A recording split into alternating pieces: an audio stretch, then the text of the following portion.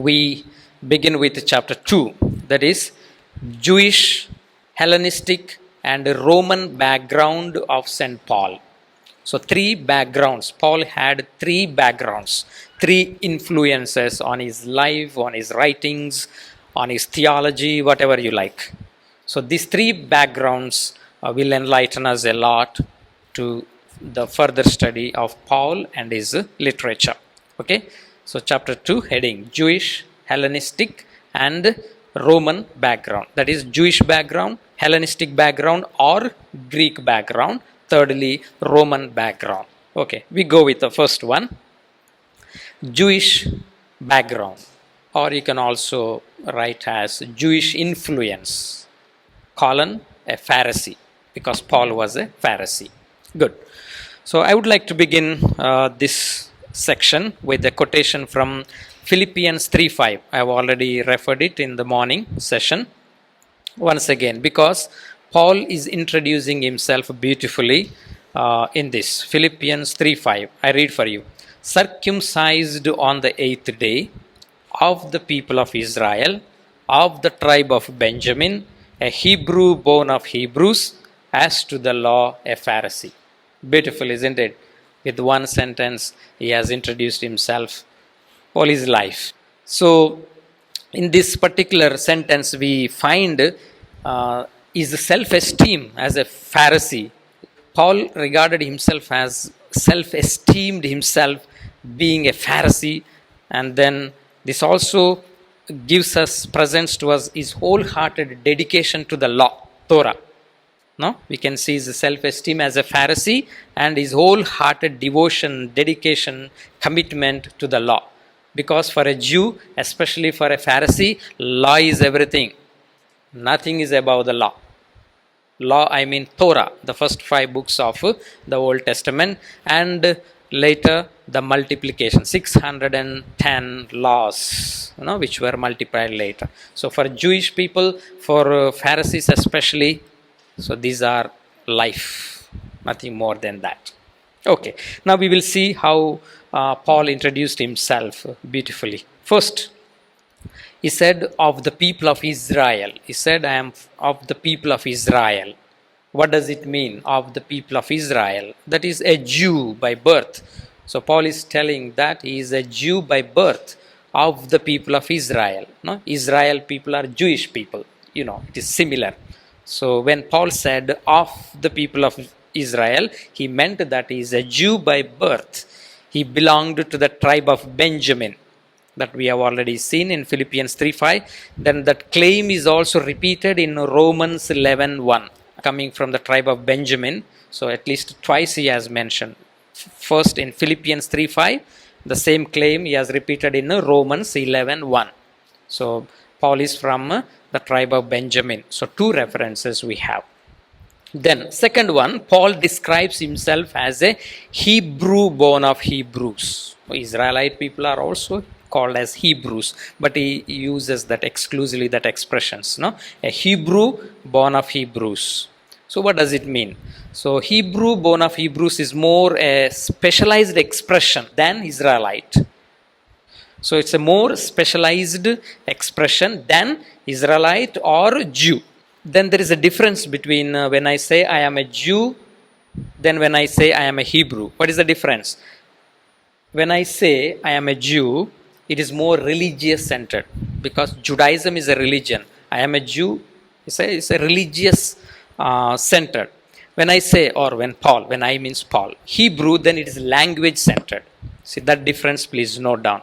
Then third one, as to the law, a Pharisee. That's how Paul introduced. So having studied under the famous Rabbi Gamaliel, a leading Pharisee of his time, he had a rabbinic training. So he claims in his introduction, he also claims that as to the law. Reference to Gamaliel, you find it in Acts of the Apostles, chapter 22:3, apart from Philippians 3:5. Then 2 more references where he claimed that he is a Pharisee. In Acts 26:5, that is the declaration that Paul makes before King Agrippa. In Acts 26:5, He says, I belonged to the strictest sect of our religion and lived as a Pharisee. Then another time he also makes his claim before Sanhedrin, that we find in Acts 23:6. So the claim was that he was a Pharisee, a son of a Pharisee, in front of the Sanhedrin. Now, since Paul is a Pharisee, and then that Pharisaic influence is very much in his writing, so I would like to give a little background to Pharisees. Very often we also listen in the Gospels, Pharisees, Sadducees, scribes, and so on. So I would like to give a little background of what is Pharisees, Pharisaism, from where this sect came, and so on. Okay, the word Pharisee actually comes from the ancient Greek word pharisaios. Then Hebrew it is purism. Then in Aramaic, perizaya. What does it mean? It means separated. The literal meaning of Pharisee means separated, or the separated ones, or separators. Separated, separate ones, or separators. To set apart. That's the meaning. That is, distinguishers and expositors of the law. So they are set apart, separated for the law, to expose the law, distinguish the law. In other words, they were interpreters of the law, very leading sect within Judaism among all the sects. So now, from where did they come? What was their origin of Pharisees? Their origin is traced back to Assyrians of the Maccabean period. According to Josephus, a first century Jewish author, the group might have appeared in the reign of John Hyrcanus. We read in the Maccabean book. One of the Maccabean ruler, within bracket you can put 135 to 104 BC. So during his reign, there was a group called Hasidians, more or less who were giving more importance to Torah, law, traditions. So the origin of Pharisees might have been from this group. Okay, so we can trace back to the origin of Pharisees to Hasidians during the time of Maccabeans, especially during the reign of John Hyrcanus, and the time is given. These Hasidians, again, they were believed to be the successors of Ezra. Yeah, when you study prophets, certainly you will refer to Ezra. That is more or less after the exile, they come, and then the people of Israel find everything shattered. They lost their home, their land. So they were trying to rebuild the temple. So it was during the time of Ezra and Nehemiah. Yeah, the people of Israel were trying to rebuild themselves, rebuild the temple, rebuild their houses, reprocure their land, and rebuild much more than their own lives. So it is that time Ezra gives more importance to the law. Every day the law was read. Probably that was the starting point where the law began to be given more important, exclusively importance. So these Hasidians are said to be the heirs. And then the Pharisees said to be coming from these Hasidians. Coming to the time of Jesus, what was the attitude of Pharisees? So they were very hostile to Jesus. They found that Jesus was always breaking up the rules and regulations of Jewish law, religious practices. So they found that Jesus was upsetting them. That is why during the time of Jesus, Pharisees were very hostile to Jesus, inimical to Jesus. They were very hostile, extremely hostile to Jesus, because they found upsetting all their religious practices. Then John the Baptist, he called them brood of vipers because of their pride and self-righteousness.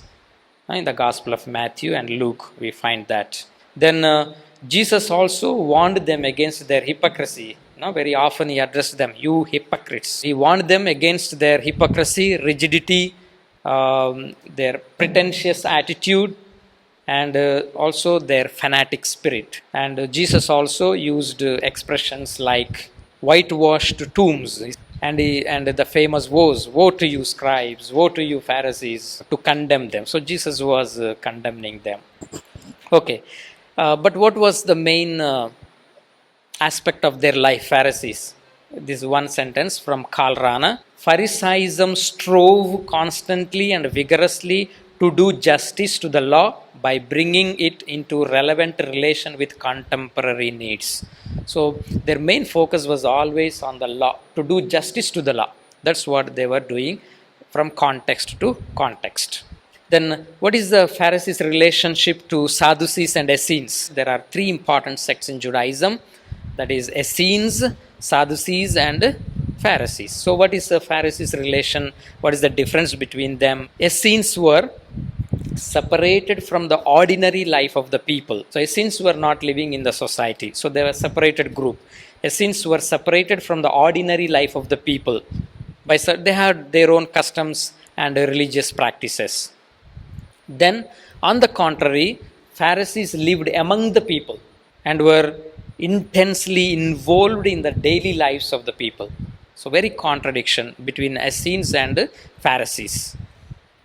And Pharisees were like a lay group opposed to Sadducees, priestly group. But Pharisees were lay people, lay group. So they were opposed to priestly group. Just listen, I read. The priests and the scribes. Priests and scribes were the predominant elements of Judaism after the exile. Okay, after that exile, priests and scribes were the dominant elements of Judaism after the exile. At the time of Ezra, in the time of Hellenistic era, they developed an opposition to each other, these scribes and Sadducees, because they were the dominant elements after the exile. They developed a kind of opposition to each other. Later, in the Maccabean times, they constituted two separate and distinct parties: Sadducees from among the priests and Pharisees from the scribes. So because of this opposition, so priests emerged from Sadducees, Pharisees emerged from scribes. What was the difference between them faith-wise? Sadducees admitted only the law. Law means here Torah, the first 5 books of the Old Testament. On the contrary, Pharisees, apart from this law, they also accepted the oral traditions. Sadducees never accept the oral traditions. For them, law is everything. That's it. But Pharisees, they accepted this law together with oral traditions. So that is the difference between Sadducees and Pharisees. I quote J. Gresham Machen. Read: Morality thus became a matter of external rules, and religion became a matter of external rules, and religion became a credit and debit relationship into which a person entered with God. Then another difference between Sadducees and Pharisees: unlike Sadducees, the Pharisees believed in the existence of angels, spirits. They also believed in the resurrection of the dead and the last judgment. Sadducees, no, they don't believe in angels, they don't believe in spirits, resurrection of the dead, no. Also, Sadducees, no last judgment. So that is another basic importance. Now, I would like to give some important characteristics of the Pharisees. First of all, they were noted for their scrupulous practice of the law. Scrupulous means like blindly, because for them law is everything. Blindly they follow the law. So they were noted for their scrupulous practice of the law and its regulations. And they regarded Judaism as a religion centered upon the observance of the law. That is why they were always trying to find fault with Jesus and apostles.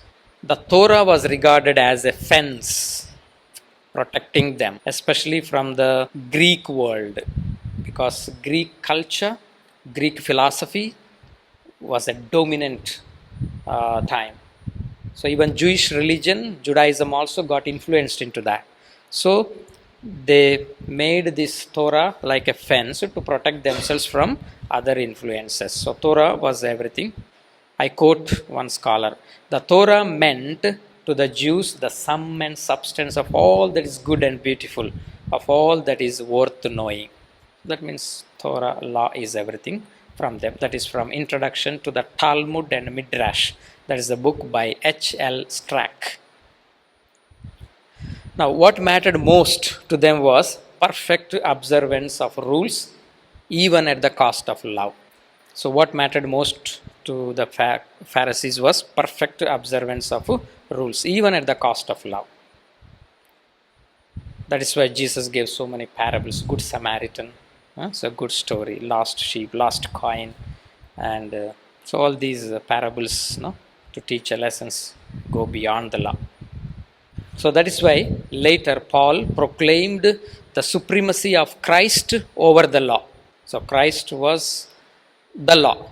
So that Paul was proclaiming the supremacy of Christ over the law. I put one question here.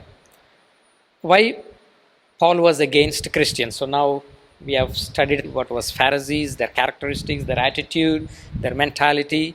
So keeping in mind that background, so we can very well answer this question. Why was Paul persecuting Christians? Naturally, it was because of his religion, because of his importance to law. He was very zealous for Judaism. To him, being separated from Judaism meant being alienated from the law. Being alienated means separated from the law, from synagogue, and from good works.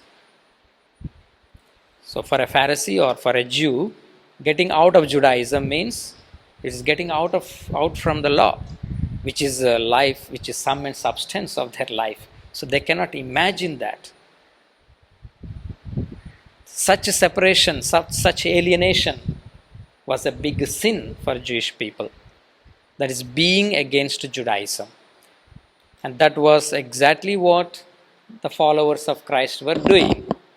So naturally, Jewish people wanted to put an end to this new way started by the believers of Christ. So that's one. These are some of the basic reasons why Paul was persecuting Christians. In Galatians 1:14, we read, Paul says, I advanced in Judaism beyond many of my own age among my people. So extremely zealous was I for the traditions of my fathers.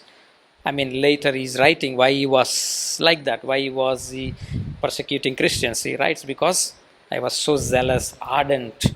So as long as Paul was an orthodox, a strict follower of Judaism, so it was natural for him to persecute Christians. And the second point, salvation for a Jew was unthinkable outside of Judaism, because Christians were claiming that salvation is through Christ. Christ is the Lord. So for Jewish people it is unthinkable. So this movement, it was a conflict with the orthodox Jewish view of the law. Because this new movement challenged the traditions, the temple worship, and their exclusive claim of salvation. This new movement, Christianity, it challenged their traditions, the temple worship, and their exclusive claim to salvation. So, Pharisee like Paul, single-hearted devotion to the law, an Orthodox Jew, so naturally would go for this persecution. So we have enough and more reasons why was he persecuting Christians. So naturally, all the Jews, especially Paul, was intolerant of any other religion, except Judaism, because it's a devotion to Torah, observance of the law, all that what I said. Then I give one reference where we find Paul's devotion to Torah. So his devotion to Torah is clearly seen in Philippians 3:6. Philippians 3:6. Paul writes, I was above reproach when it came to justice based on the law. Philippians 3:6. Then another question I would like to pose. Did Paul meet the historical Jesus? Did Paul see Jesus, the physical Jesus? But there were also scholars, very few scholars, who argued also that Paul could have met, because the age difference between Jesus and Paul is 10 to 15 years. Naturally, they were contemporaries. And Paul was educated all the time in Jerusalem. Most of his life was in Jerusalem for rabbinic training. Jesus was in Jerusalem. Was there a possibility might have seen? Not might have seen. These few scholars who argued that Paul might have seen, they based their argument from 2 Corinthians 5:16.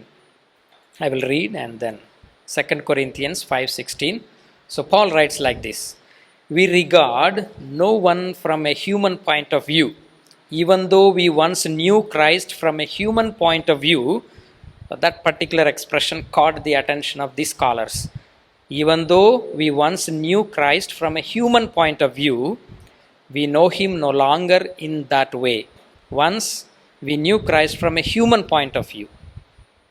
So this caught the attention of few scholars. So basing on this, so few scholars claim that he was in Jerusalem and Jesus was in Jerusalem. Might have seen. Anyhow, not supported by majority of the scholars, but still open, because this particular reference, 2 Corinthians 5:16, is open. So very few agree that Paul met the earthly Jesus. Most of the exegetes deny that. They do not agree with their argument. If at all, if Paul had met Jesus, he would have seen him naturally as an enemy. Isn't it? He would not have made friendship with Jesus. The following reasons. I would like to give 4 reasons why Paul would have developed enmity with Jesus. First one, Judaism accepts Yahweh as the Lord. Only Yahweh as the Lord. There is no other Lord. No? Yahweh alone as their Lord.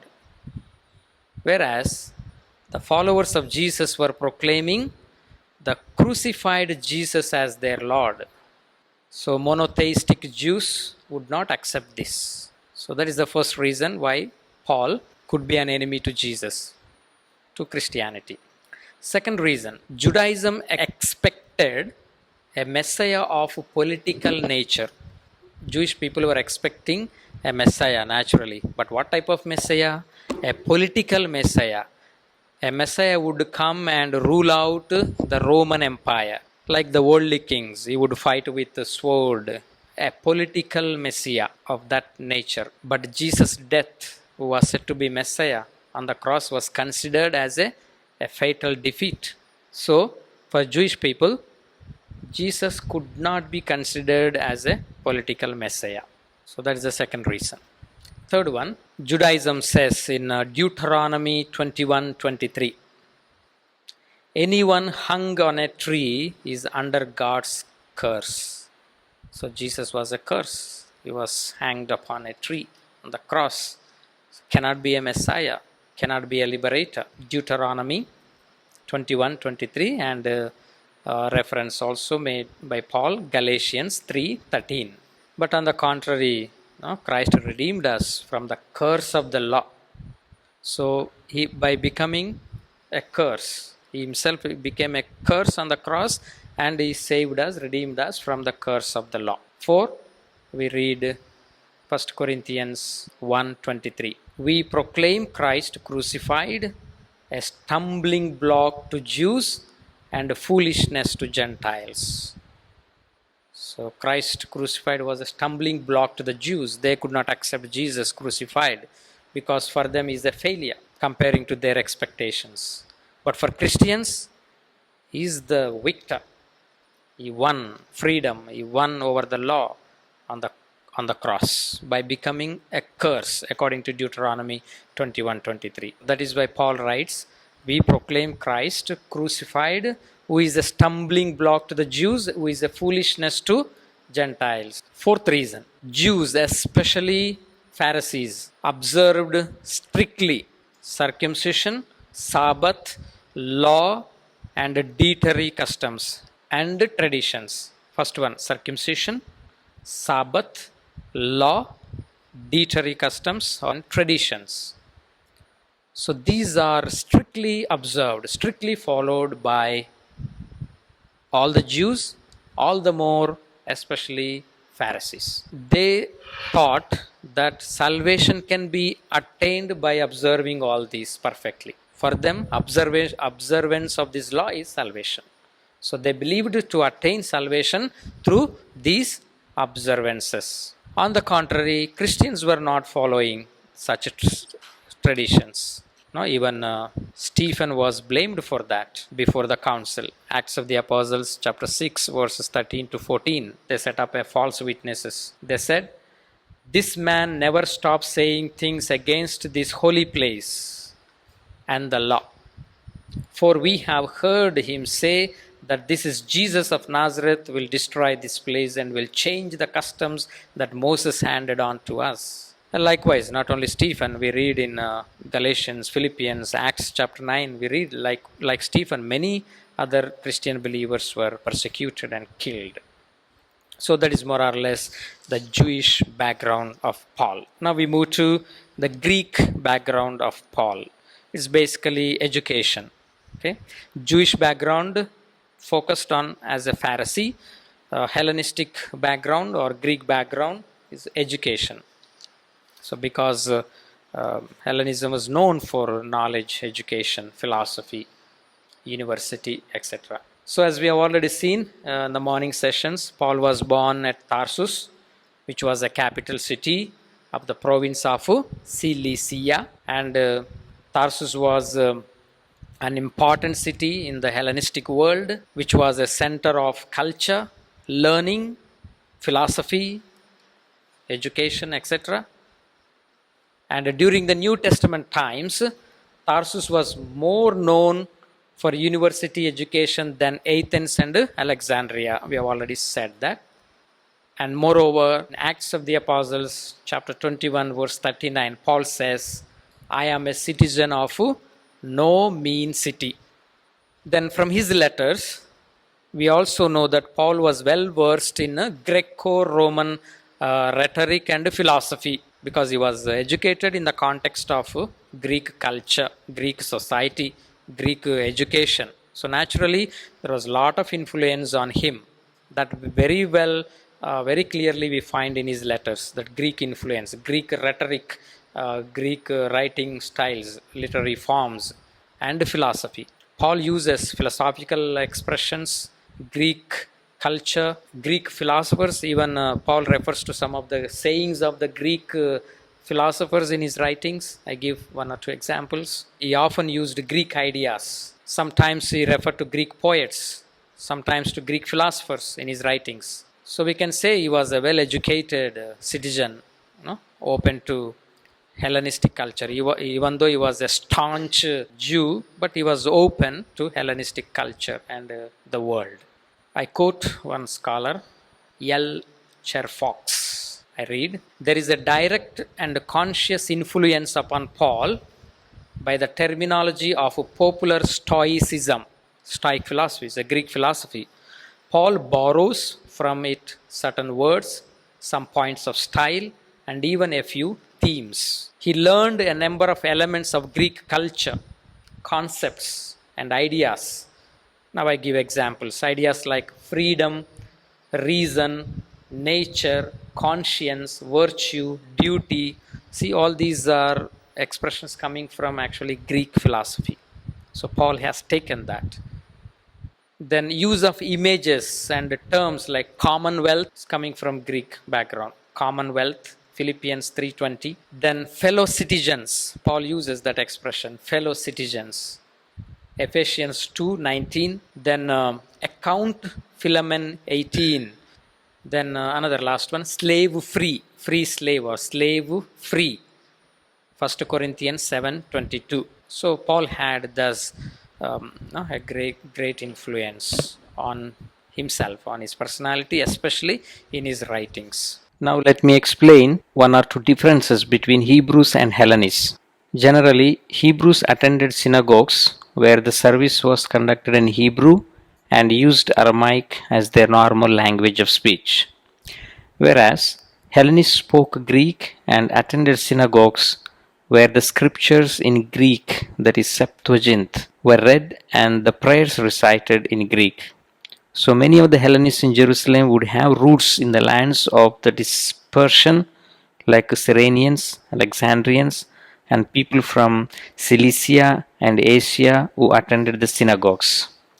We can refer to in Acts 6:9. Then in the Greco-Roman world, the Hellenists would be the majority of resident Jews. And a Jew born in a Greek-speaking city like Tarsus would naturally be expected to be a Hellenist. Now let us reflect the third influence that Paul had, namely Roman influence as a Roman citizen. We see in his letters as well as in the Acts with the Apostles especially, Paul is proud of his Roman citizenship. And Paul acquired this Roman citizenship by birth, as we see in the Acts with the Apostles, chapter 22, 27 following, chapter 16, 37 following, and 25, 8 following. Therefore, since he had a Roman citizenship, he was exempted from tax levies. And we know Jesus and the apostles did not have this privilege and they paid tax to the Romans. Now, to get Roman citizenship, there are three ways. One can gain Roman citizenship by birth, like Paul. And secondly, one can buy the Roman citizenship. For example, we see in Acts 22:8, the tribune answered, I bought this citizenship for a large sum, to which Paul replied, but I was born a citizen. And as a Pharisee, Paul would not have bought it, not as soldier to get it as well. And the third way to acquire Roman citizenship was based on merit. Probably Paul's father or grandfather had rendered some outstanding services to the Roman cause in the Roman administration, and so they might have got the Roman citizenship. Roman citizen had three rights, namely rightful place, individual inquiry, and no common punishment such as being beaten, flogged, and crucified. So it implied that it is a breach of the law for a Roman citizen to be bound. It is a crime for him to be beaten, says Cicero in his writings. And we read in Acts 16:37, beaten us in public, condemned men who are Roman citizens, and have thrown us into prison. Acts 22:29, who were about to examine him drew back from him, and the tribune also was afraid, for he realized that Paul was a Roman citizen and that he had bound him. And in Acts 25:9-12, Festus, wishing to do the Jews a favor, asked Paul, do you wish to go up to Jerusalem and be tried there before me on these charges? For which Paul replied, I am appealing to the emperor's tribunal. This is where I should be tried. I have done no wrong to the Jews, as you very well know. Now, if I am in the wrong and have committed something for which I deserve to die, I am not trying to escape death. But if there is nothing to their charges against me, no one can turn me over to them. I appeal to the emperor. That's how Paul replies. So, wherever Paul was, the power and majesty of Rome were behind him, and its authority Paul respected very much. References Romans 13:1-5 and 1 Timothy chapter 2 verses 1-3. So with this we conclude Roman influence on Paul. Thus we conclude the topic on Jewish, Hellenistic and Roman influence on Paul.